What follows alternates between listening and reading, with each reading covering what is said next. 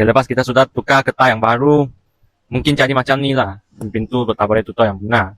Sebab kita sudah letak barang-barang yang beram di atas rak sudah lama. Okay, so pintu memang lari lah. Macam mana kita boleh settle problem ni? Cari satu plastik bag dan tarik. Macam ni.